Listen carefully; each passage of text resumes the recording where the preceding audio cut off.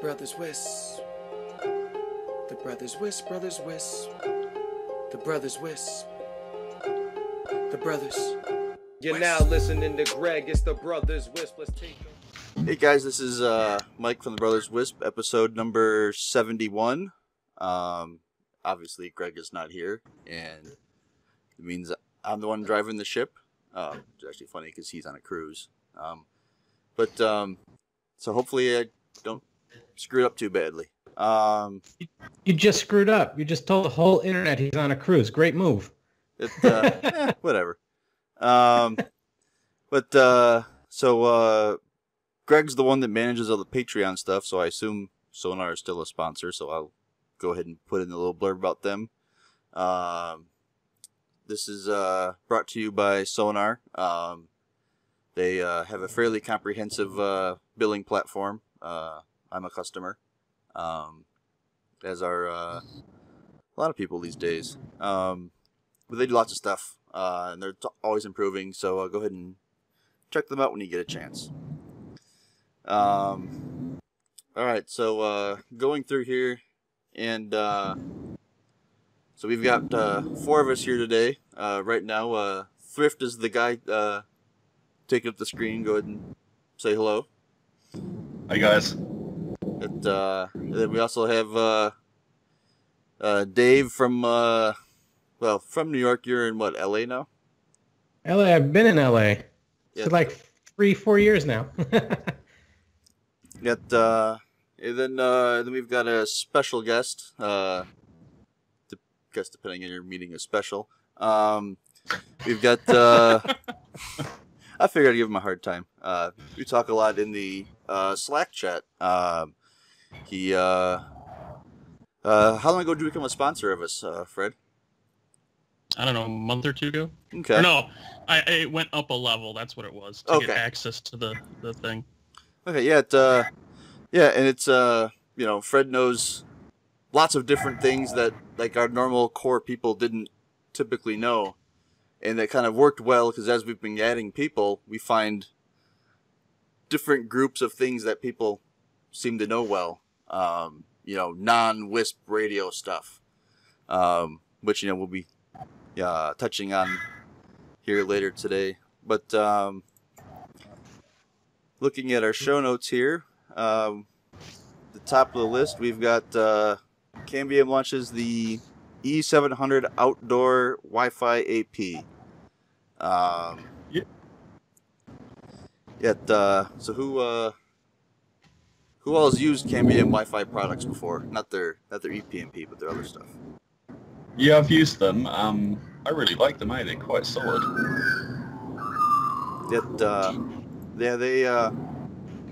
I've got a couple of them that I've been using. I started with Unify, obviously, I've got a few of them at my brother's house because it was a separate location, so I figured it was a good place to build all of the Wi-Fi on a new system. What's new and special about this new 700? Yeah, so I just got the press release the other day for this. It's basically the same as their previous model E500, E501 series, but they've bumped it up to 802.11ac Wave 2, which I guess is in line with some of their other EPMP products. And they've also changed the enclosure on it. So the previous model was an all-plastic enclosure. It was all right, looked a little bit flimsy. The new one is a similar enclosure, but now around the mount area they've actually got a large heatsink. So I guess that's to deal with the extra heat from the 802.11ac Wave 2 CPUs, because typically when you go 802.11ac Wave 2 it means you move up to a multi-core ARM processor, so I'm guessing that's what they've done.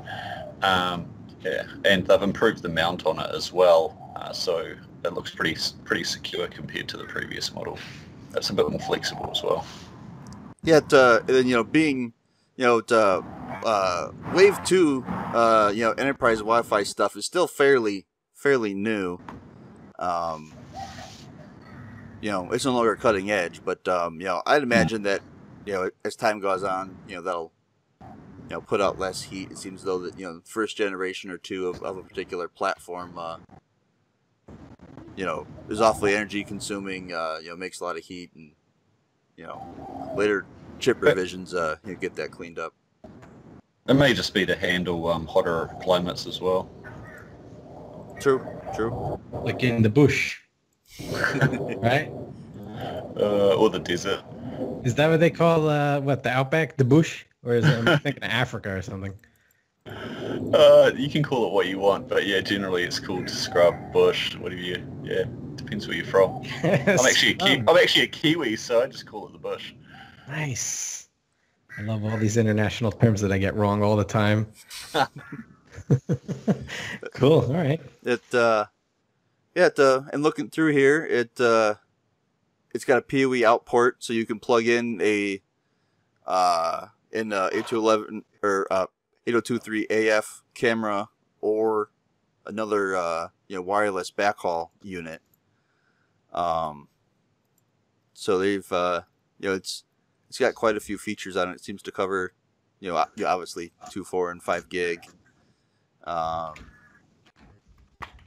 It seems as though it's taken a while for people that make outdoor Wi-Fi to realize that they can make an omni antenna that still has some gain to it, so they don't need monster radios that end up not working well with cell phones.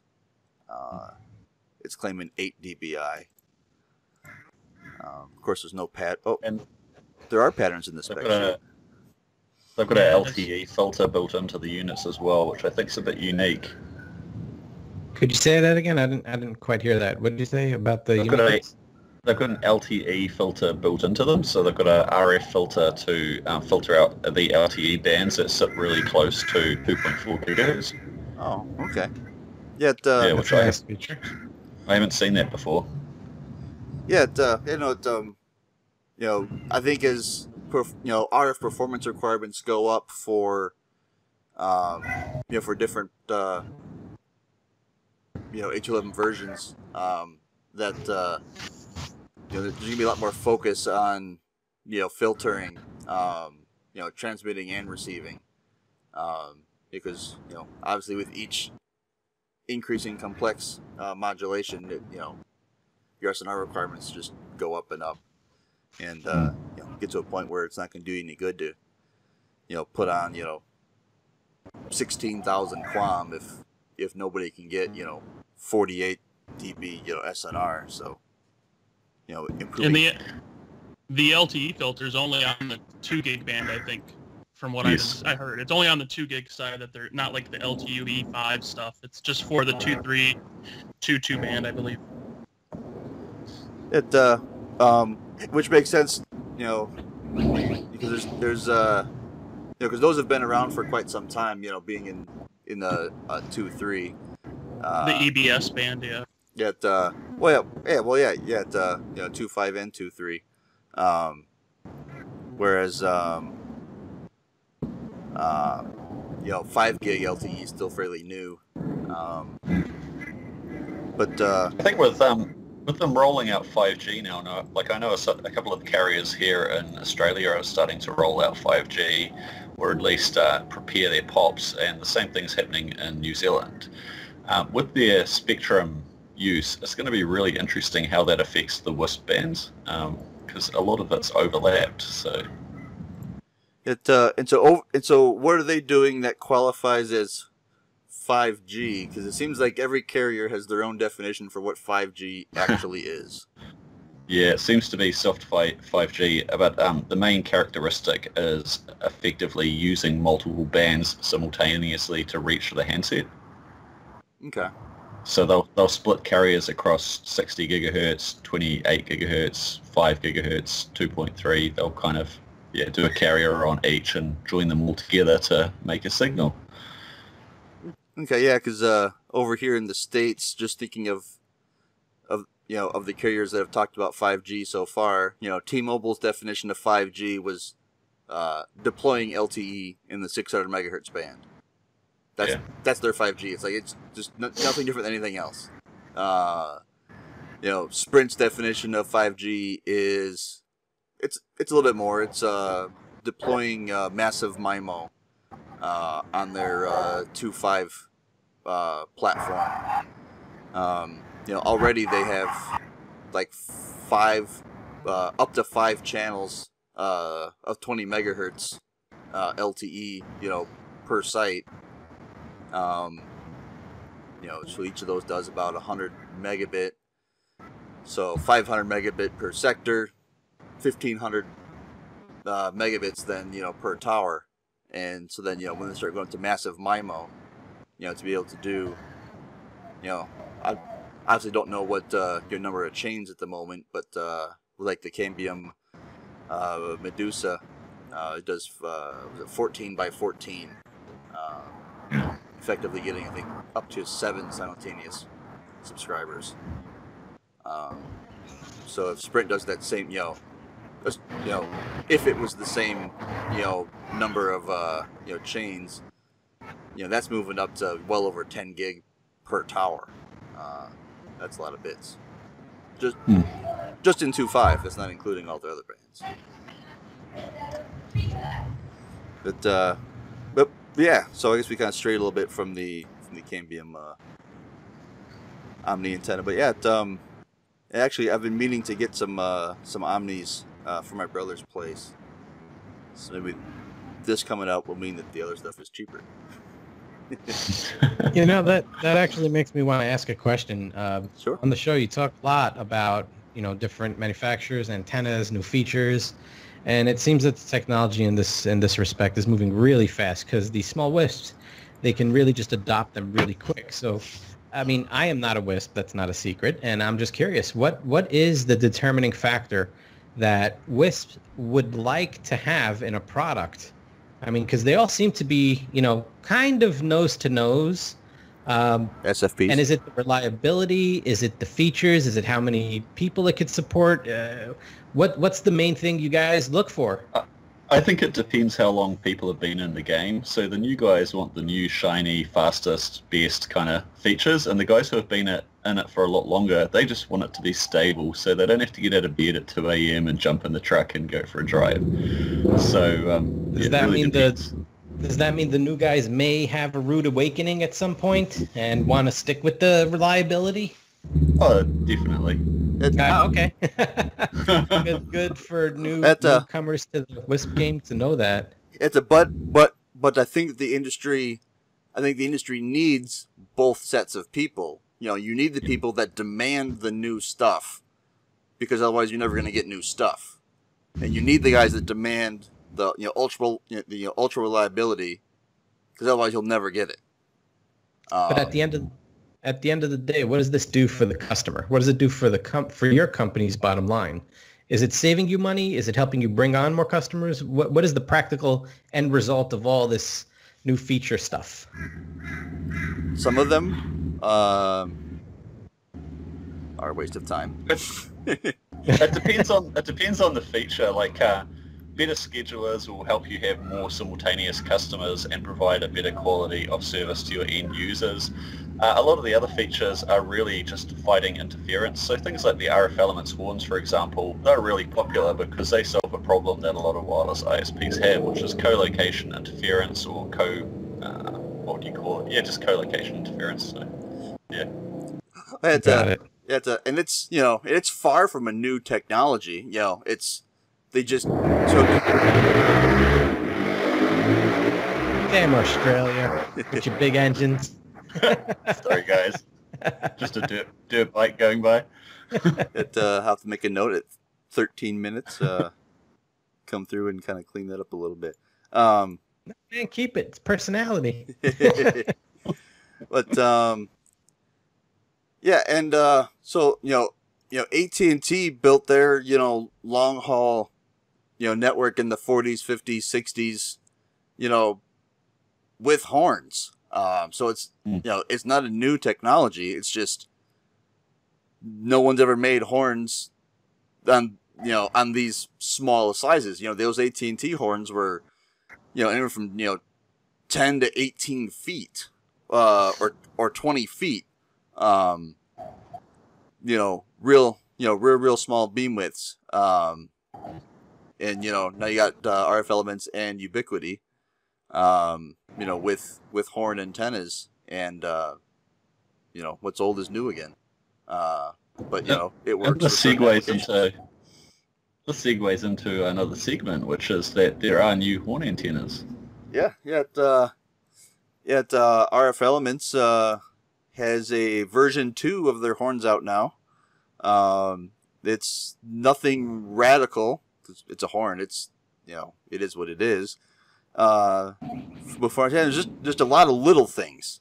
A little better mount, a little better radome, a little better this, a little better that. And of course, I don't have the list of little betters in front of me, but you've got more beamwidth selections, so I think they've added 40 and 50 degree models, so they might have added more. I think 80. Oh, wow. 70, 80, 30. Well, it's not, they didn't add 30, but 70 and 80 were added, and I think 40 compared to V1. And I think there's something with the mount was a little better. There's just I think every aspect was just a little bit better, than the one before, and good for them for going ahead and doing that. I don't necessarily know that I would swap out my old horns for new horns, unless one of these little tweaks meant a lot to me. If the radome improvement in your environment was really made big deal, then go ahead. But Oh, I mean, they've got competition now, whereas they didn't have competition before. So they need to keep moving forward and making their product look better and have more variations to keep customers happy. Actually, looking here, this is kind of interesting. So they have this UV resistant HDP radome, and looking at the picture here, isn't just snap-on. Looks like there's 8, 10, 12 screws that you put in to actually screw the radome on. So that's handy to keep from blowing away. And of course, if Tassos is watching this, he knows what I'm going to say next.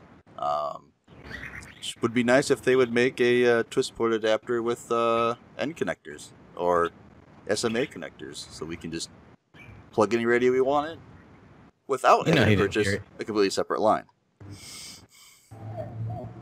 He didn't hear that. He's on the track. He's like racing, running over animals and stuff. Who knows?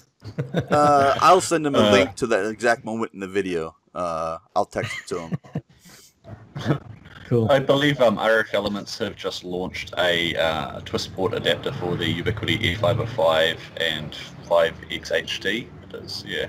They don't have N yet. They don't have the N connect. I don't see an N connector version of it yet available, but they do have the other ones now.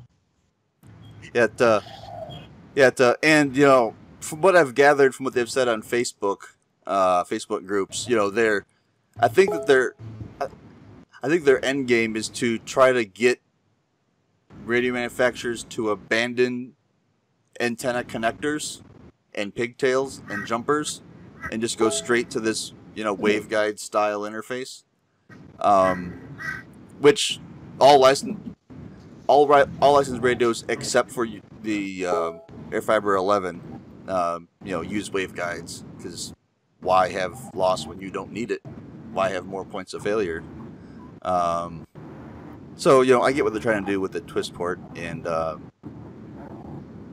it just makes migration difficult until your chosen radio has that.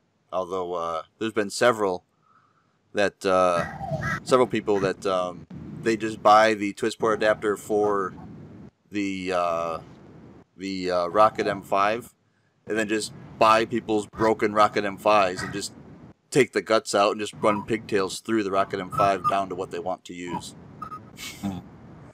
That actually makes me think of something else. Like Ubiquity has their own proprietary protocols. Mikrotik has their own proprietary.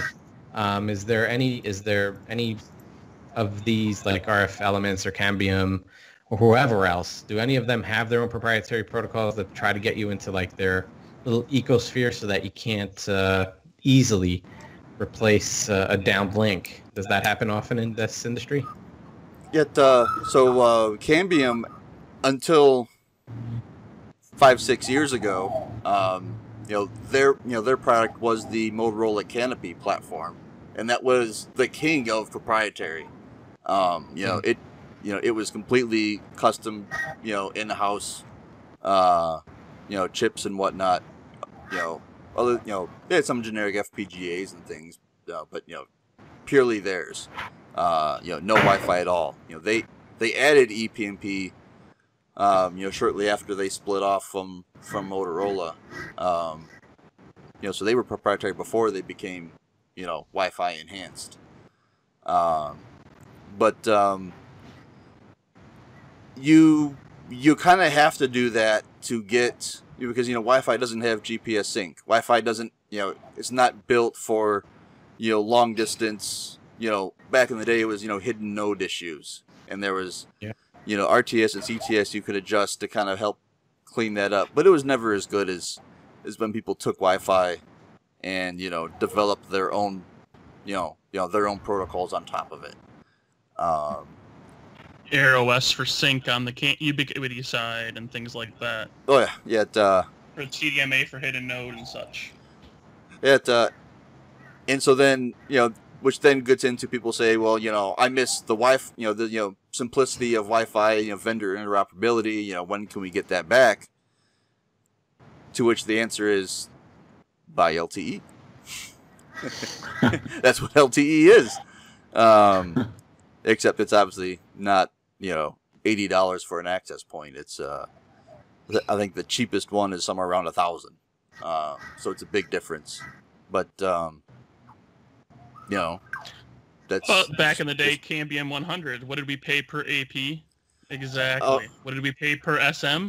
Oh yeah, the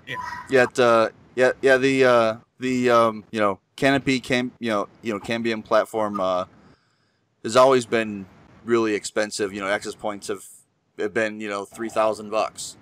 $3,200 for an Omni list price. And so to those guys, the LTE stuff is not expensive. That's what they've always done.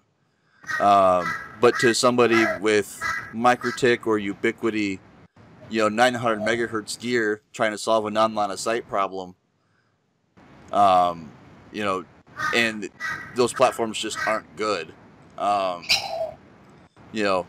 Through For a pricing model, it's not what they're used to.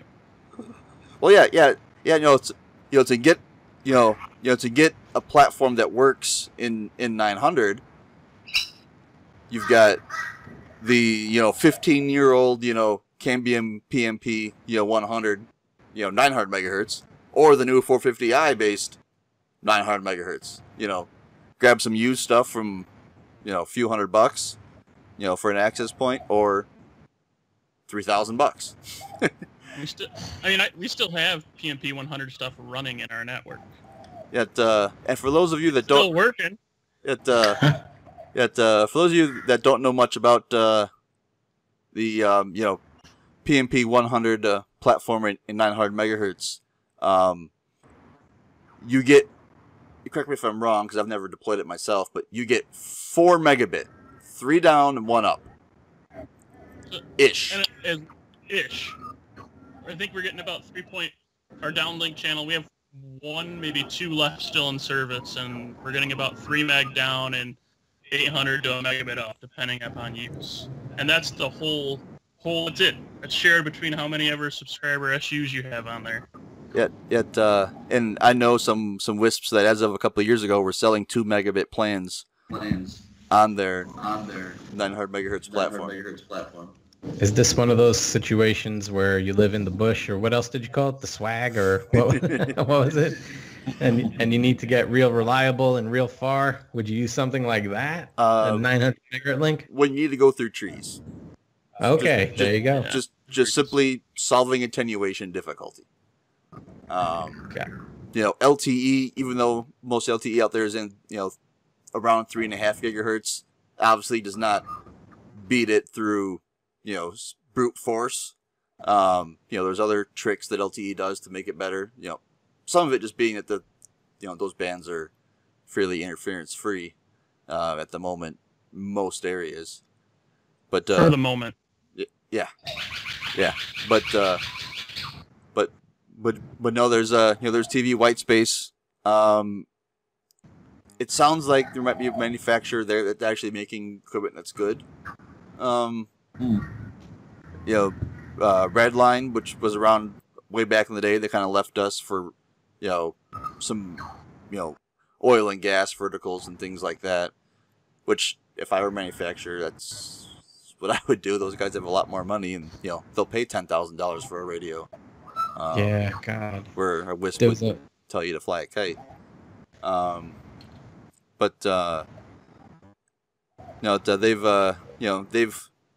think they've we're working that oil and gas and some other verticals for a while. Then they kind of reintroduced what they were doing there back into the Wisp space.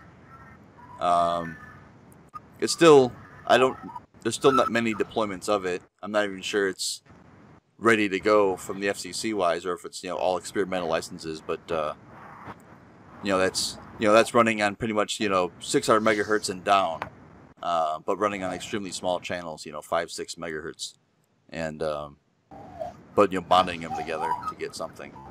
But that's a last resort. Satellites are the only other option type platform. Hey, and by the way, since you're talking about LTE, we have on our list for the show notes, we have Mikrotik found a bit of focus on LTE. Hooray! You want to elaborate on that a little bit?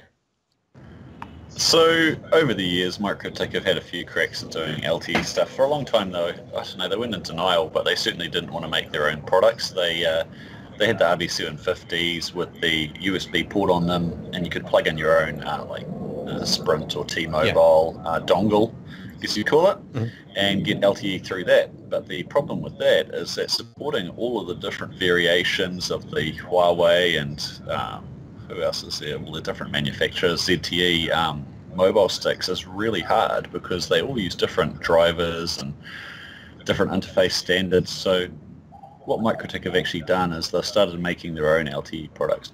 The first one was the SXT LTE, which, it was kind of a cool idea, but the chipsets they used had quite a few flaws in them. And then they came out with the WAP LTE kit, and I think they really knocked it out of the park with that product. It's got a much better LTE chip, and it supports features like pass-through and that sort of thing. And since then, they've introduced the LTAP and the LTAP Mini, which should be shipping pretty shortly, I believe. They might even be shipping now. And those are really designed around specific verticals. So the LTAP, I think, is designed around putting into like combine harvesters and buses, and the LTAP Mini is really designed around putting into things like taxis, or vehicles in general. It's got a 12-volt Molex connector on it to allow it to be permanently connected in. It's got GPS built in with PPS timing even, and a few other features like that. So they seem to have actually kind of realized there is a market for these products, and if they do them right, they'll sell a whole lot of them.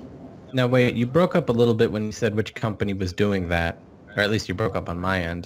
Which company was that? Still Mikrotik, or is this someone else? Yeah, that's Mikrotik. So Interesting. All right. It's the thing I've been waiting for since the 1st of May, when they were supposed to be arriving in the United States. Yeah, we had that on the last show. I was like, it better be on a damn ship if it's supposed to be here in a couple of weeks. But you know what? Why are you waiting for it? What's so special about this that makes a Wisp want it? Integrated LTE. So right now, if you want to do a package like that right now, you're looking at Cradle Point is going to be your big one. Well, there's $800 to $1,000 for a Cradle Point device that has the integrated modem and the integrated GPS. The price on the Mikrotik is a little bit less costly than that. What do you think it costs? Because I know Mikrotik stuff is like, literally, it's cheaper they're cheaper than dinner in my neighborhood. 120. I think it's 120 MSRP for the kit that has the MTLAP with the LTE chipset already in it. They're offering it in two versions. One with just the mini PCI MCI card in it slot, so you can put your own device in it, and then they're offering it one with their chipset in it as well. Which one are you going to go with? Oh, with their chipset. That's the only right? reason Just why. stick with it. Which I didn't want to wait. I actually picked up the LT AP version, or the WAP AC, version of it that has their LTE chipset in it, and was testing different SIM cards and different carriers' networks on it already. Now, granted, it doesn't have the integrated GPS, which is the whole point of having one small package with the GPS and the LTE in it. But I was at least able to test their LTE chipset. And the last two RC versions had some changes I think they did as well, too. I haven't tested the latest one. My testing is about a month old. But so far, every single SIM chip I've thrown in it from the different carriers, with the exception of Sprint in the United States, has worked well with it. Yet, and, speaking of Sprint, when they opened up that thread on their forum asking for feedback on, what people want to see in an LTE product, I commented saying, your guys' band selection is odd. Band 25 is the entire PCS band, but they support some other number. I don't know what it's 512, whatever. That's part of the PCS band. Yeah, on the US bands, where they have a US band split, and then they built an international band split. I'm like, you could have just, yeah. Yet, and so conveniently enough, Sprint's primary bands are in, those extensions that Mikrotik products don't support. It's in 25, not 5 or whatever. It's in, Sprint's in 26, not, I don't know, 7, let's just say. If I had... They did 2, 4, 5, and 12 for the US version on the LTE side. And Sprint is in what, 22, 25 type bands or something? It's Sprint's in 25, 26, and 41. So that's in 850 megahertz, 1.9, and then 2.5. And they basically said, Sprint, you no good. That's basically what it is. Yeah, which is like, it's not like that Sprint's not using, normal LTE bands. It's just there's sub bands and super bands, and they're in the bigger chunk, and they said, no, we'll just use this one over here. We're not going to use the whole thing. So I asked for that, and I didn't get it yet.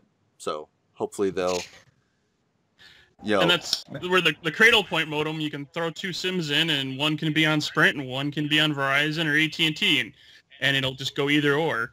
And they did do dual SIMs on their products, but they didn't follow through with the rest of the US, at least the US bands.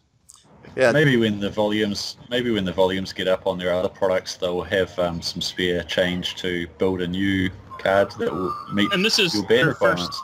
This is their first foray really into their own, silicone for the LTE stuff. Yeah, but I think you're right. This Mikrotik's smallest market is America. So I think they're gonna try to appease the rest of the world, Indonesia being their largest market. So yeah, they're probably gonna go where the money is at least for the beginning. Hi there, hi. She just ran away. Cool. But then you've got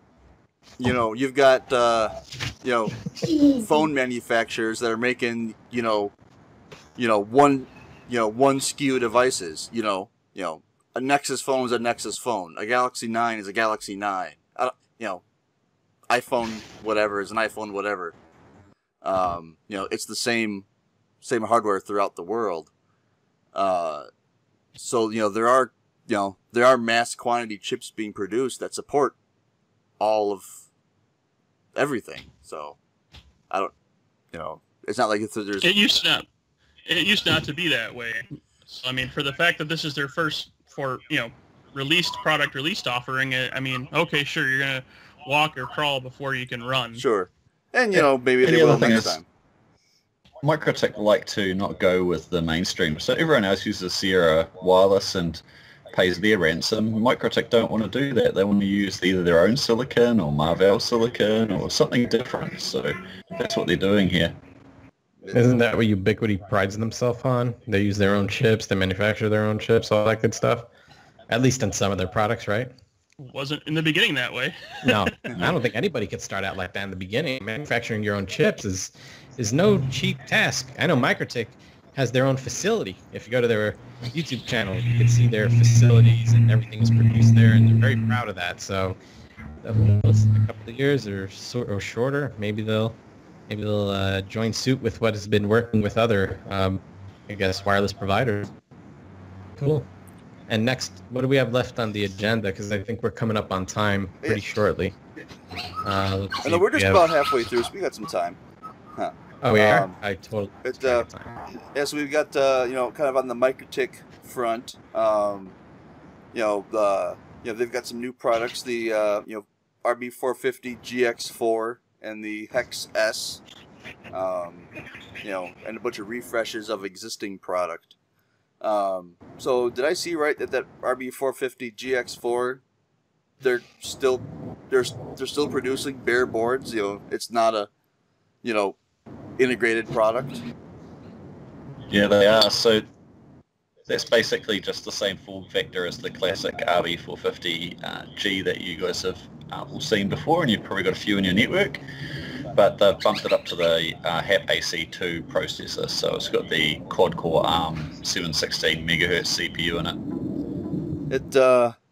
So how many of you have done anything with a bare Mikrotik board in the last 10 years? I don't even know what that might be used for anymore. I could understand with the wireless. Because back in the day, that's all it was. That's what you built. I was gonna say, back in our day when we started, all you had were boards, and you had to assemble everything. Yep. So back in the day, it was just software. It wasn't even boards. You had their first revisions of boards were all just like that. So the software you loaded on your i86, and about 2 years or 4 years after that, I think it was 04? No, 03. They had their first RB260 or 230. That's what it was. And that was the first board you had to assemble it. Yep. Actually, at Mikrotik in Latvia, in their little training facility that they have for trainers to use, they have a wall with from the beginning their first product. And one of the guys, Giannis, said he was looking under his bed and in closets and boxes and stuff to find some of their earlier stuff. So they have it all on display now in Latvia. As they say. I didn't deploy any of the 230s just before me, but I did deploy 512s, 532s, 112s. That was what I built my Wisp on. I had 10. I think we had 10 total of the 230s, the original long, and we had daughter boards coming off the sides of it. So that was when they were 48 volt too as well. Or 50 volt, or one of the two. So the fact that Mikrotik are producing the board still means there's clearly still a market for it. I mean, they've got the M33, the M11, the RB912s, and those are still being made. I personally haven't seen anybody use them for years, so I think the last thing I used was an RB800, and that would have been a good 7 or 8 years ago now. Yeah, and that's probably because they just didn't make an integrated version of an RB800. Yeah. I moved from those to the Netbox 5s, I think they were, but yeah. One other thing to notice about the RB450 GX4 is that it has an IPsec hardware acceleration chip, or just hardware, and that I've been seeing they've been putting that in some of their newer products, and I mean I think that's incredibly important because who's not going to use any type of encryption nowadays? Really? So both of the two new products we were talking about, the RB450 GX4 and the Hex S, even though they've got different processors and architectures, both of them have IPsec acceleration. Yeah, they've been putting them in some of their new stuff, and the price is still incredibly low. And who knows, with net neutrality getting ruined all over the place, maybe we're going to have to start encrypting everything so that it can be kind of hidden, Who knows? I would like to direct people to the Nanog mailing list archives to see my thread complaining about people encrypting everything. Okay. All right. No, I actually had a pre-order placed for some Hex S's because they checked quite a few boxes for me. for one of my clients is a telco, and so they have 48 volt plant, and the Hex S would be the cheapest product that supported 48 volts that had had SFP and had an array of interfaces. Yeah, well, that was current, and then I ended up canceling that last week because I needed something I went from wish list to I need this now, so I canceled that and got I think there's some Hex PoEs. Still has SFP port, still has 48 volt support. And isn't that the only difference between the Hex and the Hex S was the SFP? Yeah, the CPU count was the same, or CPU core and everything else was all the same. The only difference was SFP slot. Let's take a look. Let's go. And the voltage support, isn't it? I don't think the Hex PoE supports 48 volt. I'm not sure about the regular Hex. I'm guessing not, because I think I just bought the cheapest thing that went to 48 volt that had multiple ports. So that's probably which I discovered that the Hex PoE will work on minus 48 volt. I haven't actually plugged any Ethernet cables into it to other products. I just know that it turns on. So we'll see what dangers I encounter when I plug it into something else. Seeing these two new products reminded me, though, that there are a whole bunch of products that are getting pretty long in the tooth now. So the Hex PoE is one of those products. It's got a old 720 megahertz MIPS BE CPU, as does the Omnitic AC, the Dynadish, the Net Metal, all those products. So I'm wondering how long it is until Mikrotik bump those up to the new Qualcomm ARM or the MediaTek CPUs, because that'll be really good. Yeah, that seems to happen though. Once they introduce some new products with the new chip, 6 months or a year later, they come out with, okay, now everything has that chip. Yeah, just make sure they dip their toes in the water. Yeah. Yeah, I thought they were going to be going over to ARM a lot more, but I guess they're not. They still have a couple of them that are on MIPS. Interesting. XS is MIPS. Yeah, that's their. Say that they are unpredictable in what platform they're going to be using. Maybe they just had a bunch of leftover crap and they threw it all together and they're like, yeah, we got all these processors. Let's do something with it. I don't think it would have been like that. I know. It's all about price points. So those products will fit different price points in the market. Sure. Yeah. Just when they introduce ARM, you think, okay, they're gonna get rid of MIPS, and then here's a new MIPS product. Just when they introduce, RJ45 based serial consoles, they come up with another, DB9. That one makes me angry. Are there any Mikrotik products that do console over USB, like a Cisco or other, big vendor, or is it just all RJ45 such DB9? Yeah, thank goodness there are none. Well, see, I would expect them, given their back and forth, that they introduce one, and then just one, and then they've a got couple the years little later they do USB another dongle you can stick in there for the Wi-Fi. Yeah, the Woobum, right? The Woobum or whatever it was called. Yeah, and you can get a serial console over there, or Mac Telenet, I believe. Yeah. I'm curious if they're making these products like these, like you said, they're a little unpredictable with what they're going to come out with. I'm wondering if they're making it for a very specific industry or a very specific customer, because they've done that in the past, but features sometimes. Yeah, the SXT LTE was definitely a case of that. Yeah. I believe there was a Russian telco that wanted to buy a large volume of them, so they made them just for them. Which makes sense, someone sees something they like in you, and they come to you, they order 100,000 of these. you know. You're not going to say no, are you? Well, yeah. Sure, we will make for you. And then, you know, assuming there's no, you know, exclusivity clause in the purchase, you know, sell them to everybody else too. You know, you've already done all the work to make it. Just, you know, make a few more and send them out. Yeah, who knows? They didn't even want to retool the case for it. They used, you know, the standard SXT case, even though it's got an Omni panel antenna inside of it. It's, you know, looks like it's directional, but it's not. So where do you guys see, you know, Mikrotik switching, you know, going to? So I've been having a good play with that recently. I've got a bunch of customers, wireless ISPs and small ISPs that I do consulting for, and they're desperate to use these products, and some of them have started rolling them out in basic deployments. And I've done a whole bunch of testing with them, and I actually think they're on the right track. They're not quite there yet, but they're definitely getting close now. So the CRS3 line, which is their Marvell-based switches, so they start with basically CRS3. So CRS 317, 328, 326, the new 309, and so on. They all use the same chipset, and they've all got roughly the same features.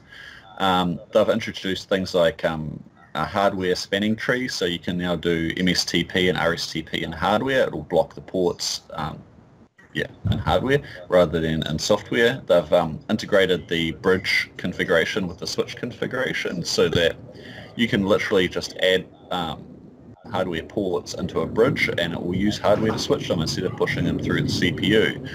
All the stuff that in the past wasn't obvious. So on the CRS 1 and 2 series, you used to have to actually manually configure switch groups and configure parent ports, and the configuration was just all over the place, whereas they're kind of moving forward, putting that all into one area of the router OS configuration, which is under bridge, and that's definitely the right direction. Some things are still a little bit confusing, so if you have a VLAN, say VLAN 100, and you want to put it untagged on a port, you have to mark it as untagged under the VLAN, and then you have to go onto the port and enter 100 pvd and stuff like that. But Jesus, I'm so glad you said that, because I thought I was the only schmuck with that problem. I was like, why did they do this? But you know, I have seen that in many other products, though. You know, not just Mikrotik. Doesn't make it right. I have two, but it's typically like $100 Allied Telesis web-based switch or Netgear switch. It's not really the Netgears were big for that. Yeah, it's not really the market they're aiming for. They're kind of, I don't know, I see these targeted as more like a Cisco 2960 or basically like Extreme X440 or HP 2530 kind of, or 2930 kind of competitor. And those products have got their workflow a lot more sorted than what the CRS3 currently does, but yeah, I'm sure they'll get there. Yeah, you know, it's not a hardware issue. It's just simply having a guy make the right web interface to, you know, make it happen. So, you know, it can improve. Yeah, there's still a bunch of features. So I don't know if Mikrotik really know where they're targeting these products, because like the traditional market has been wireless ISPs and ISPs, but a lot of the features those customers would use, e.g. Q&Q, G8032v2, the ring redundancy protocol, and also BPDU guard, those things are still missing, and I view them as reasonably basic features for the ISP and WISP market anyway. Actually, Mikrotik can do Q&Q. Oh yes, but they kind of went on a bit of a tangent there. They didn't look at what people actually use. They looked at the standard and implemented it to the letter. But if you look at any of the products in the marketplace, they actually do things a little bit differently. So the standard says that the ether type on the outer VLAN tag should be OX88A8. But if you look in the marketplace at what Juniper, Brocade, Extreme, Cisco, everybody else does, they just use OX8100 tag twice. So it's literally tag and tag. And Mikrotik doesn't support that currently. So it makes integration with other vendors very difficult. If you're just using an all Mikrotik network, you can do Q&Q tunneling, at least right now. But if you're integrating with another switch, say Cisco or Extreme or something like that, you're going to have a bit of a fun time messing around with settings there. Yeah, trying to get it working. It sounds like you've been down that path. I have been down that path. Okay. It, This is almost like therapy instead of tech talk. Cool. yeah, but Good to know. 'Cause, Brian from what is it from Baltic Networks gave a presentation at a Mikrotik Mum calling the Mikrotik switches the cornucopia of switches, and you don't forget a word like that. So I guess I'll ask him what he thought about it, or we'll watch it, see what happens. I think as a small, medium business switch, they're fine. I think the only feature really missing from them for that market is the BPDU guard.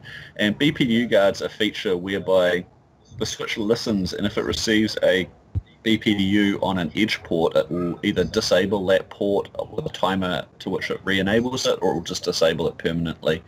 And that's really important when you're managing a large network, so that if someone creates a loop in the network, generally it will detect a BPDU and block the port before bad things happen. So features like that are still missing, but they'll get Is that similar to RSTP or STP for that matter? No, RSTP and STP are really layer 2 ring protocols or redundancy protocols. They allow you to have multiple links. They don't stop loops per se, and they don't stop storms. For those, you really need broadcast storm limiting and multicast storm limiting and features like BPDU guard. So Mikrotik do have the storm limiting, they just don't have BPDU guard yet.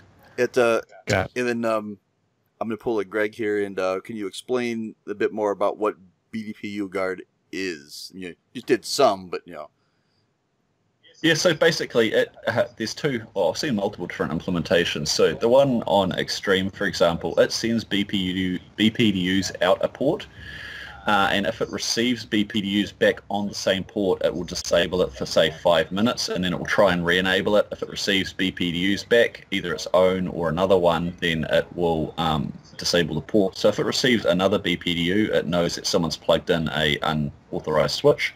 If it receives its own BPDUs back, it knows there's a loop, and it disables it immediately. So that's the main implementation I'm familiar with. Hewlett-Packard do on Aruba, I guess you'd call them now. They do a similar thing, but if they receive any BPDUs on a port, they'll just disable it for a timer. I think it's 2 minutes by default. Yeah. all right. So the classic one is I've looked after several law firms and that sort of thing, and they'll ring up and say the printer goes offline for 5 minutes. So it's like, you've got an unmanaged switch in there, don't you? And yep, sure enough, that's what it'll be. So yeah, and it will generate, most switches generate a SNMP trap or a log message when that happens, so you know what's going on. And that's missing in the CRS3 line. It is. So that feature is really an enterprise or SMB feature. Well, even SNMP trap and syslog is missing from it as well. That's missing as well. But those are the main features that are really missing to meet the features required for the SMB and enterprise segment. For the ISP and WISP segment, they're still missing things like option 82 DHCP snooping and PPP snooping. That feature basically will see packets, PPP or DHCP packets coming in on a port, and it will append into the DHCP or PPP request some more information, basically a string identifying the port name and the switch name, so that you can then authenticate that user based on the port on the switch they're connected to, rather than them having to use a username and password. So that feature is used quite extensively by wireline ISPs in particular, and the other features that are still missing are the Q&Q support's pretty weak currently, and they're missing a ring redundancy protocol. So that's a big one for most of my customers. They want to buy a whole bunch of CRS317s, put them in a nice big ring, and have it work out the best way to get the traffic around without creating loops, and that's currently missing. You can use spanning tree to do that, but spanning tree is pretty slow and pretty cumbersome compared to, say, G8032V2. Yep. Yeah, it's not all, but a lot of those features are available in software, just not hardware. So then, Right. These small CPUs in these switches, can't actually handle a ton of stuff. So now it's a double-edged sword. They don't have it in hardware yet, and the CPU isn't big, so the software really takes a beating on the CPU. Yeah, I should say that with the Q&Q, all of the features that I think are required are there in software. But if you want to do them in hardware, that's where the problems start. So, yeah. Yeah, I kind of got the feeling that Mikrotik would designs their features around the chip and not software based. So maybe that's why they're missing some of those features. Is it available on the chips that they're using?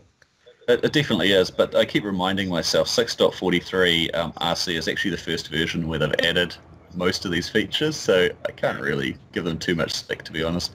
They'll get there. All right. Yeah, and I think that was kind of the thing when we first saw the CRS 3 series launch and see the chips, what the chips supported, and it was okay. Do they will they build support for all these? When will they build support? And we've seen them building some of that support. It's just it takes time. Yeah. It's just it's one of those things where there are perhaps other things on the priority list, and then and then just making sure that the feature you want, they're aware of it. Yeah. I probably don't do it nearly as much as Thrift does, but anytime I find something I want, I just shoot off an email to support. I want your product to support this, and I think I have better success than Thrift because I'm not asking for weird things, at least from my perspective, anyway.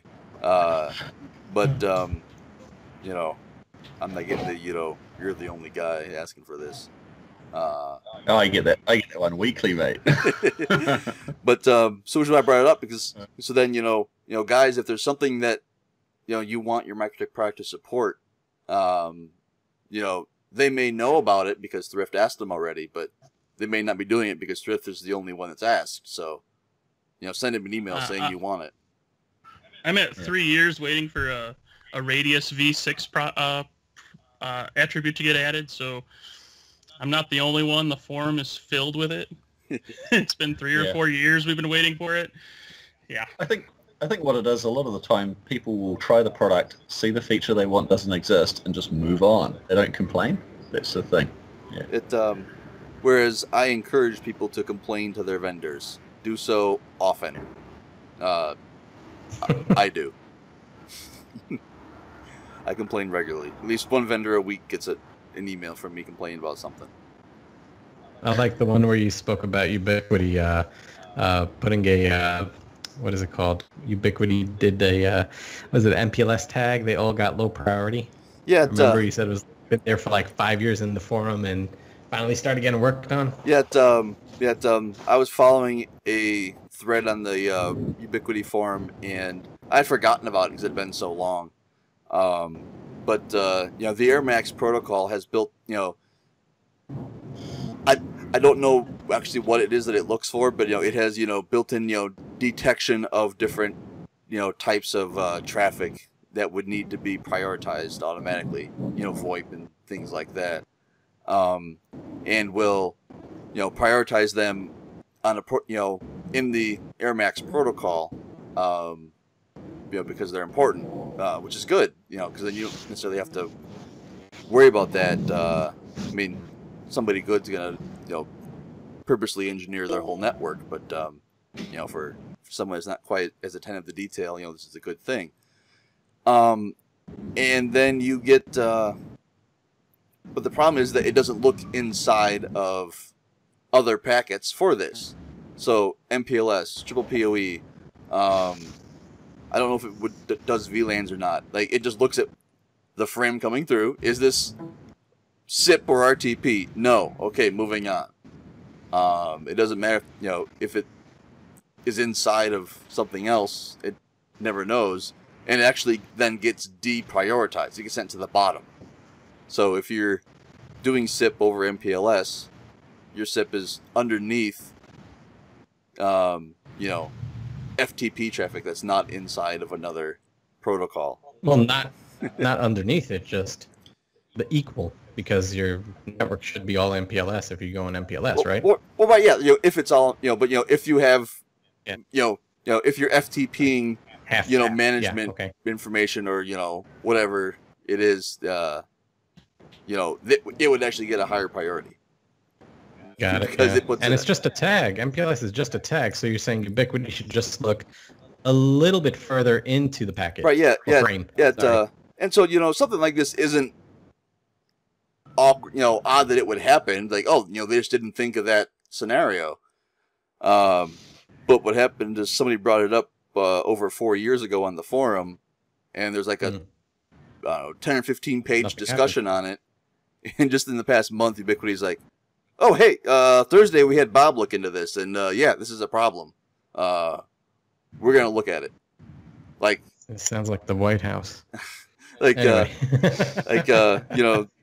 they just realized that people were having this issue, and started to look into it. So maybe they'll fix that soon. But yeah, so Cool. frequently inform your vendors where they're failing. Politely, please, politely.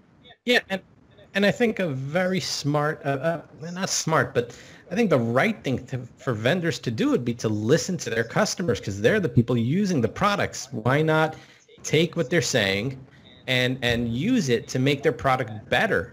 A lot of times, and I'm not going to mention names, one vendor and one manufacturer in particular, I mean, you could tell them all this and that, and that you want this feature, that feature, and it typically doesn't happen. Now, I'm not sure if it's because of a lot of red tape in the company, but I don't know. Maybe some requests are taken more seriously, or maybe after they see enough of this request, then they'll actually start looking at it. But I mean, do vendors even have a process for listening to customer requests? So some of them do. Mm-hmm. Juniper are very good at this. They have a number of large providers that they work with directly to make sure that their products meet their requirements. They also have a group of power users, so people that are highly certified in their product and have a lot of deployment experience, that they get together, I think, once or twice a year and talk about what features are missing or which direction the product should be going in. And that's resulted in things like Juniper have got a thing called JTI, Junos Telemetry Interface, where Juniper routers can now stream information. Rather than you having to poll SNMP, they just use the Google RPC protocol to stream live information out of the router, and you can put it on a web page or into a database. So they seem to actually get it and listen, but a lot of other vendors don't seem to be so open to doing that. I'm sure Cisco will be doing the same thing, but it's a lot of the smaller vendors don't have the close relationships with large customers directly, or have a group of power users that they listen to. Yeah. What the? Are things okay over there? Yeah, and like I know that like Ubiquity has different, on their forums they have different, sub forums specifically for feature requests, and they have thumbs up for voting for things. I was actually looking at one just earlier today. Apparently the Unify platform does not have any way of viewing in real time what's happening. They tell you all this information about all this stuff. They'll tell you how much of your traffic is HTTPS or FTP or Facebook or YouTube or whatever. But like you can't tell real time how many bits are on the interface in general. It's just I'm not even sure what time frame they use. You can pull it with SNMP for real time, but that's not. You want to see a signal level for this laptop or that? That was a signal level 8 minutes ago. Yeah. They need Ubiquity telemetry interface. Yeah. Well, UTI should be implemented to get that kind of data. I don't think the burden should be strictly on the vendor. But I'm curious, so far you said that the companies that are doing this, I've noticed they seem to be just publicly traded companies. And naturally, publicly traded companies they have a different, I would say, different value system as to what they need to do to boost their stock. But what about private companies? Do you know any privately owned companies that are actually doing this? I think I'm pretty sure Cambium has a feature request system as well, and they're private. They used to be public when they were part of Motorola, but now that they're on their own, they still have one. And Mikrotik accepts them; they just don't have a way of publicly organizing them. you email them and they'll tell you what they're doing with that, but you can't look at a list and say, oh, I really want that. I didn't think of that until now, but yes, I want it.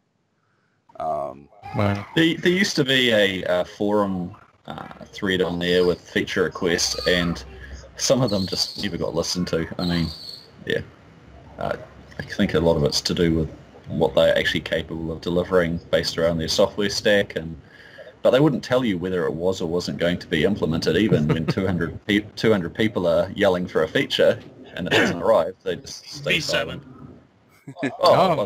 Don't even start with that. They will bite your face off if you talk about that. I think the last I heard is that not V7, but with the BGP problem where it's a single-threaded, I heard that from a Mikrotik official, they are not working on that. And that's what I remember. That was about 2 years ago at the Colorado MUM. They're not working on that right now, regardless. But I think a lot of features from V7 have slowly been trickling into their firmware upgrades and the Red OS upgrades. So who knows? Who knows? Who knows? Believe it when it's here. Yeah. You believe it, we show you. Yeah, but then to kind of circle back and then go off on a tangent. So earlier we were talking about, 900 megahertz and TV white spaces and ways of doing data communications, through difficult WISP situations, and which kind of brings kind of circle back to the next topic on our list. I just put ham stuff. I know that Dave and Fred were wanting to. We talked about, you touched on it a bit last show, and it seemed to get, some enthusiastic response on that. So, what do you guys have in mind? I know Fred's talked at great lengths about the things that, that he does, in our Slack group, but, what did, that pretty much caught my attention. Once Fred was like, oh, I'm doing this. And I'm like, whoa, he's doing it to the nth degree. This is not just enthusiast stuff that he's doing. He's doing it at a level that I think is very important for a lot of WISPs, especially when you're going out to the middle of nowhere at the top of a mountain. But just to back up a little bit. Yeah, I mean, look, we're all talking about wireless. And I'm no wireless expert. No secret with that. But, wireless really started to get used a hell of a lot in the most simplest form of communication. Now we call it ham radio. But I think it's great to go back to the roots of it, understand where it came from, how it started getting used. And we're still using it today, and where it's still important. It's kind of a forgotten technology because we're more interested with like 60 gigahertz and all this new stuff. But I'll send it over I'll pass it over to Fred. And by the way, today is a very special day in the ham community, right, Fred? Well, today's field day. So every year, the last full weekend in June, the ARRL has their field day where groups of hams go out into the field and set up temporary setups, and they try to make contacts with other people in the middle of fields. It runs 24 hours, started about 2 o'clock Eastern time, and the group that I'm a part of, they're at the National Weather Service they set up in there, and they're doing that there. The the frequencies that are used though at field day are megahertz. Yeah. Old school. 7 megahertz. Yeah. 14 megahertz. Yet not channel size. 3 megahertz. Well, they're trying to like use skip patterns to speak to people around the world. So that's why they use those frequencies. But bounce the signal off the ionosphere and things like that. So and the saltwater ocean. Yeah. But that's today. That's the field day is today. It's meant to promote ham radio and those other things. But there's a whole segment of ham radio that has nothing to do with anything below 50 megahertz. It's all above 50 megahertz. I started that with the VHF and UHF voice and data communications, and now we're doing gigahertz communication stuff as well too. But there's a whole other segment of ham radio that goes that way. But why don't you tell us? I'd really love to know about, because you're very big into DMR, of which I've been corrected. DMR. Yeah. It's digital mobile radio. Yes. So what? It's not mobile. Is it just digital radio? Anyway. Nope, still called digital mobile radio. Yeah. So, yeah, I wanted to know about. Well, first of all, what is DMR? How does it work in a very basic kind of way? How does it work? And what are you using it for in business and in the hobby? Yep. So DMR is actual European standards for digital radio, digital voice radio, or data service radio. Everybody knows an analog channel is, it's 25 kilohertz for wideband or 12.5 kilohertz for narrowband. You got 40 manufacturers that can make a radio that does that. Well, when you start talking digital, just like you have ubiquity radios and Cambium radios, they all talk their own protocols. So what the European telecommunication standard did is they said, okay, well, rather than have 400 different digital protocols, we're going to make one set of standards, and we're going to call it DMR. So if you wanted to speak DMR, or digital mobile radio standard, you got to make sure it does this, and this, uses this codec and this framing. The big thing is the over-the-air framing of the mode. So there's 3 separate versions of DMR: Type 1, Type 2, which is common when people talk of DMRs, Type 2, and Type 3. And what it defines is Type 2, which is what 90% of it is Type 2.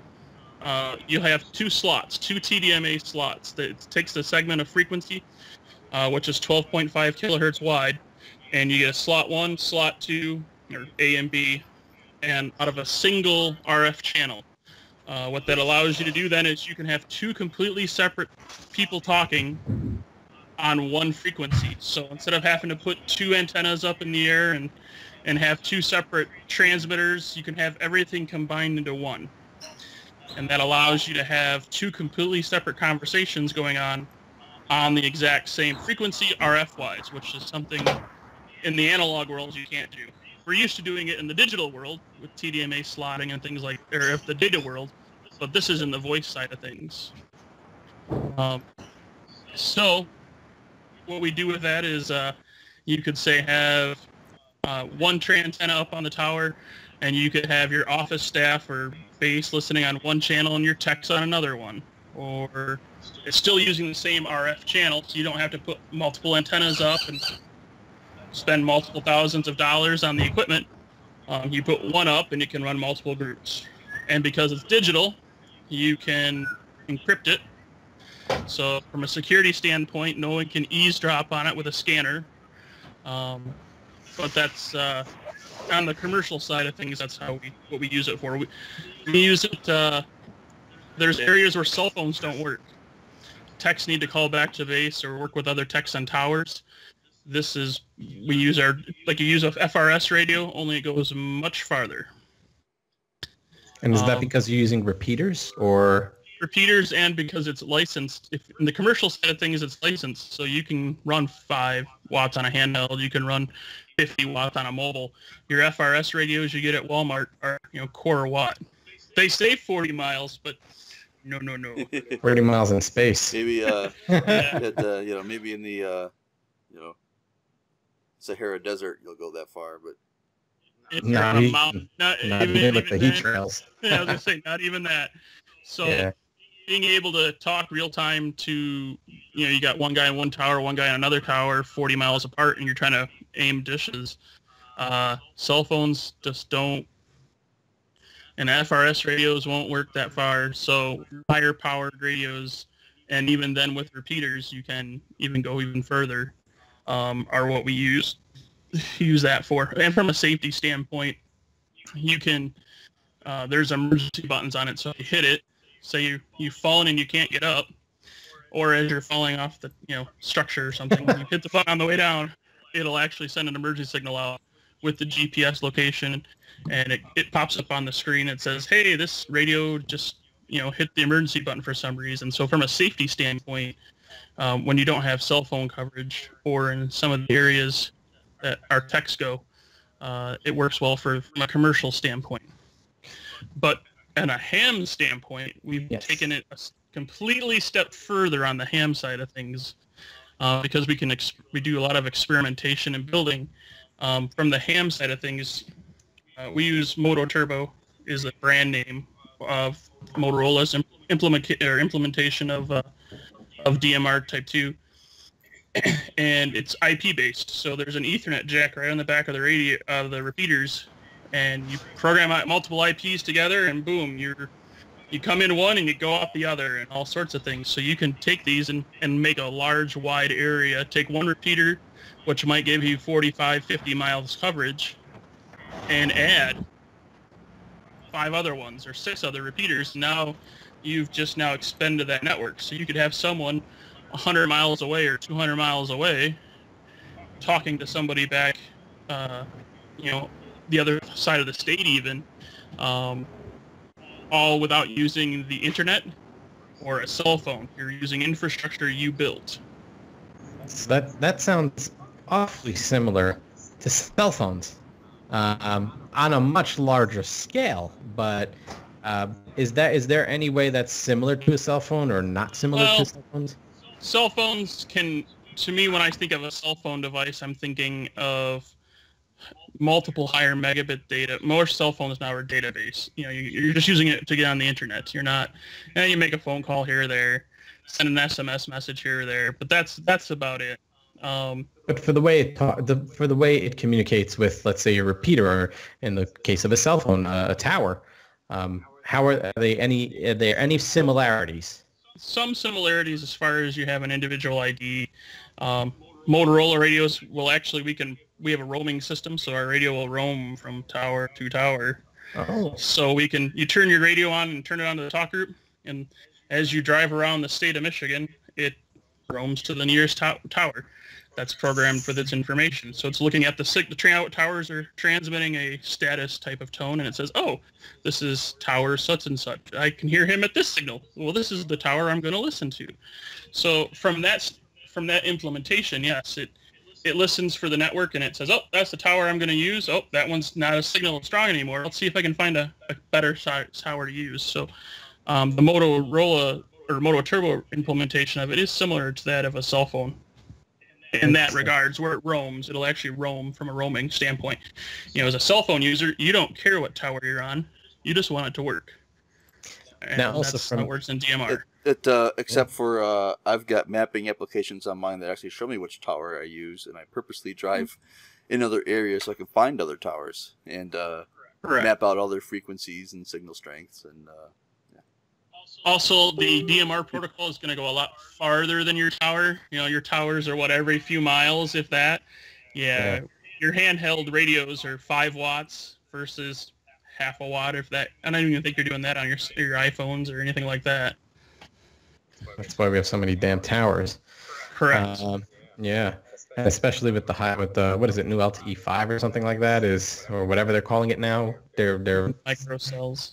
Yeah, such high throughput that they actually aim the antennas down at the ground. Well, and we have that problem now. So you could have great cell service on the bottom of the tower climber. He goes up 300 feet up the tower and he's got nothing. All your antennas are pointed down to where 99.999% of your users are.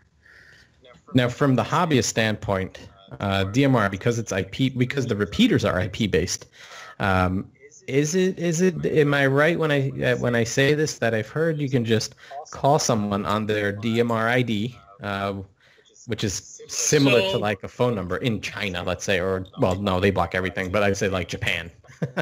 So if the person you're trying to reach is on the same network, you type in their DMR ID, key the radio, and it'll private call them across that. Now, they have to be on the same network you're on. Explain that, because I thought that once these DMR towers go IP-based, that's it. Now it's on the internet. Now they're all connecting together, no? No.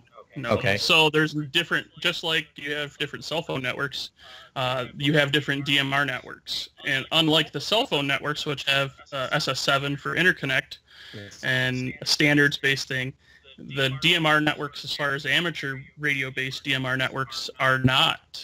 there is some interconnection, but it's mainly for voice talk groups, not so much the data side of things. So you have your Brandmeister networks, your or your DMR Mark networks, and things like that. They're completely different and do not interop with each other over the internet. So if everybody's, say, on a Brandmeister network, you can type in the destination radio ID and key up and talk right to that radio, or alert it, or send it a text message. But if someone's on a DMR Mark network and the other person's on a Brandmeister network, you're not gonna communicate that way. Which one is the more popular? Which one's more widely used? Well, that's a debate. Yeah. The first Betamax and VHS. Kinda. Okay. And one doesn't get along with the other, and the Brandmeister network is one of the newer networks. It's only three or 4-ish years old, 4 to 3 years old, really. DMR Mark was the first amateur network that decided to start linking amateur DMR repeaters together. They were the first, and everybody was trying to connect into DMR Mark. There's a lot of independent networks. We ourselves are an independent network. All of our repeaters are our own. They're not connected to DMR Mark. We have our own, what we call a C bridge, which is a switch. C bridge can say, okay, I want this talk group from these repeaters to go out to these repeaters, and vice versa. So we have our own here in Michigan, and we've had our own for 5-6 years now. So we used to have some connections to DMR Mark, but no longer do. We do have a connection into Brandmeister for our talk groups. So say you're in California and you have a little hotspot, a little box type thing. You connect it into Brandmeister and you can come up out on our networks. Now it's just for voice, so it won't do your private calling or your data, but you can actually key up that's the kind of interconnections between the networks. So that's how it differs in cell phones. Cell phones, if I have an AT&T phone, I can call T-Mobile number, and the network will figure that out. DMR networks, internetworks are not that way yet. Do you think it'll turn that way? No. Really? I don't think so. They're just I think totally separate, and they don't ever want to communicate together. They'll communicate where they want to, which really is going to be voice. So they'll cross talk groups, and that's what we see now. We see different talk groups. Talk groups from this network will cross over to the talk group on this network. But private calling and those types of things, I don't think you'll see crossed. It's mainly for voice. Yep, and that's kind of what I was thinking of using this for. But I have heard of one guy in the group, and tell me if this is true or bullshit. He takes his DMR radio when he's in the middle of nowhere, and he can somehow connect that to his laptop and get internet. Is that something that can be done or no? Horseshit. Yeah, I kind of thought that. I was like, I don't know how that would be possible. Okay, so I'm going to go technical. Go ahead. You can, on the Motorola side, you can plug that into your computer. It's a USB programming cable, and it'll actually get a DHCP IP from the radio. Okay. So in the whole protocol sense, your radio ID is actually an IP address. And depending upon, there's some parameters to have different IPs. You can actually send UDP packets from different radios to each other. So you could, it's all for what UDP. Purpose? For DHCP? What? No. So you can have, it's generally for GPS data and things like that. You can actually send GPS data through that. But the radio does support UDP over IP. So you can send a UDP stream from one radio to another, and then that radio forwards it to the USB interface on the radio itself. So if you have your laptop connected, you can send a UDP stream to another radio, which then forwards it through its USB port to an actual computer or Pi or something like that. What exactly would be the purpose of that? Just for like texting on a computer, like PSK31 kind of idea? Or like well pump control and things like that for SCADA. Oh, okay. SCADA type of things. Really out there SCADA things. I got it. I've seen control panels which have status indicators that say, oh, I'm making a delivery, and they're IP based, sending that data across. Interesting. I think we bored the hell out of Thrift and Mike. You guys awake? You guys have a pulse? What's going on? Nothing. Quiet. Damn. I'm not bored. I'm sitting back listening. This is really interesting stuff. one last thing I want to ask Fred, and then we'll revive you. Is so what is the real benefit of a super heterodyne chip in a radio? Is it just for channel separation, or is is it just purely chip based? Chip-based, that's all it is. Doing everything in the chip. Perfect. And for some reason, that seems to separate channels really, really well and stop crosstalk. That's a big, long discussion. Okay, forget about that then. All right, cool. Because I was just curious. I'm about to buy a DMR radio. I was thinking of the TYT, the MD380, only because it has that super heterodyne chip at that price, without going to commercial Motorola $500, price points. You mean like this Motorola? Yeah.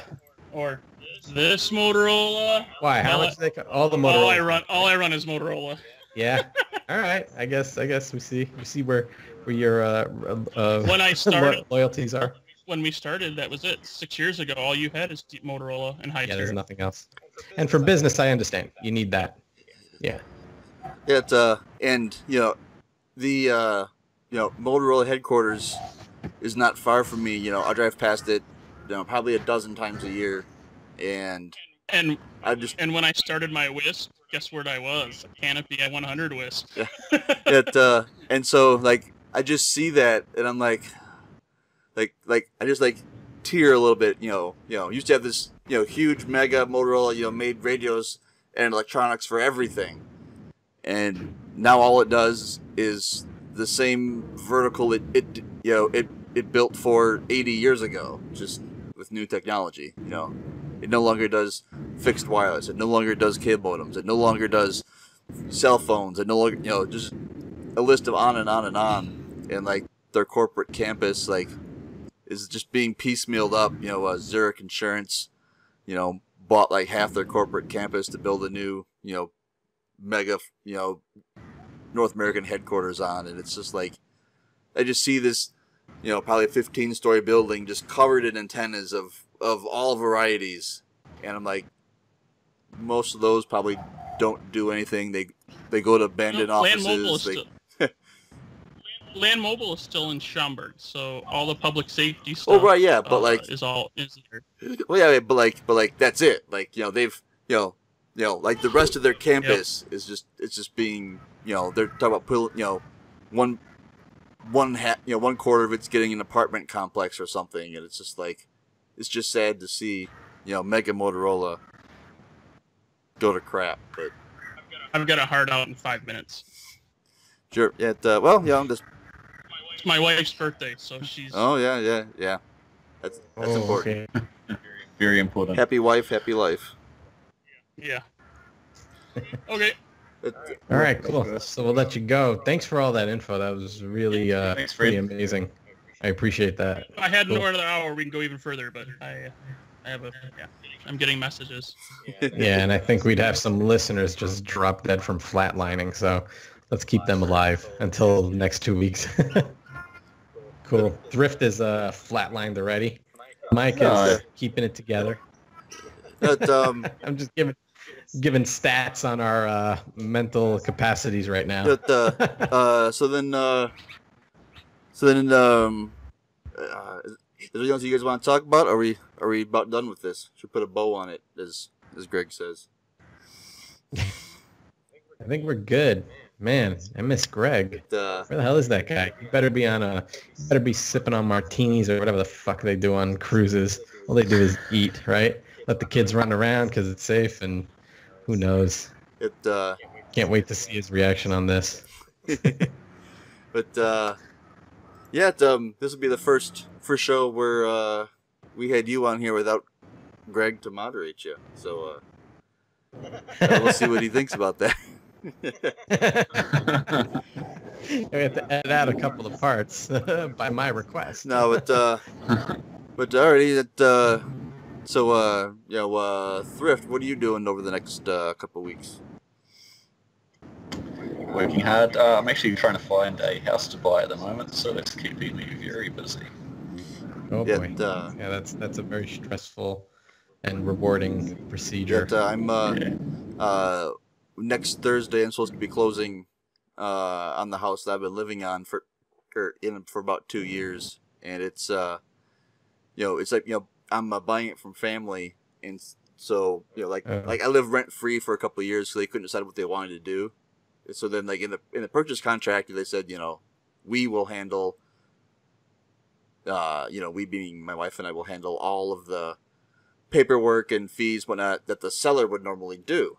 I'm like, okay, that's fair. I lived here rent free for 2 years. I'll gladly pay that.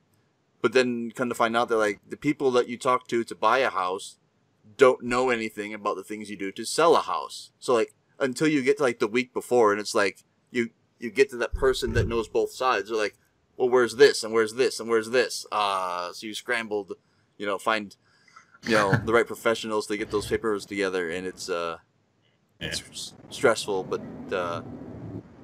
yeah. But so then, Dave, what are you doing other than bugging me about VoIP security stuff? Blah, blah, blah. I thought we were going to talk about that today. I wish I had time. Yeah, we'll do it next show. It's actually not as complicated as you might think.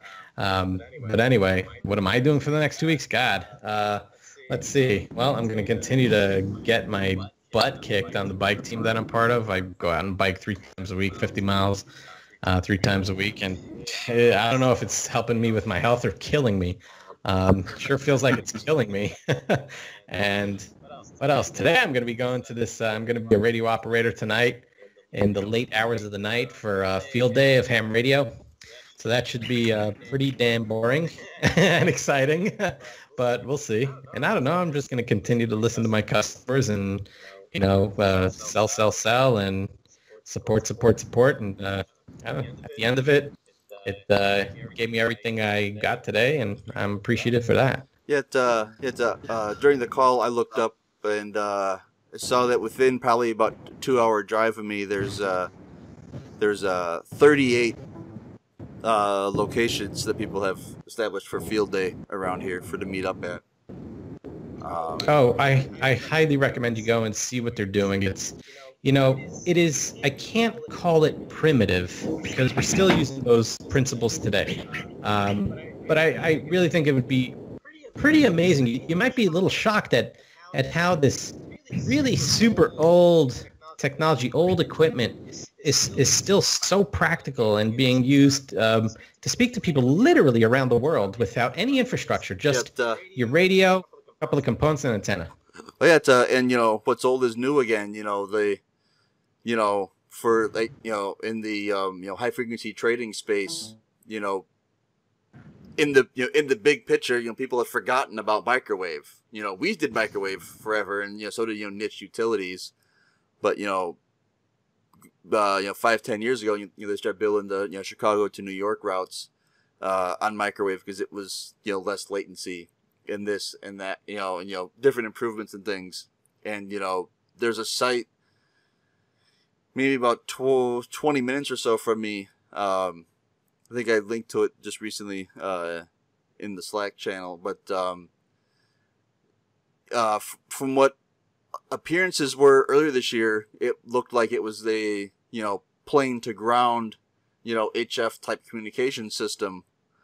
But it seemed odd because they had a microwave link, like a 20-mile 18 gig link, which only the finance guys do that.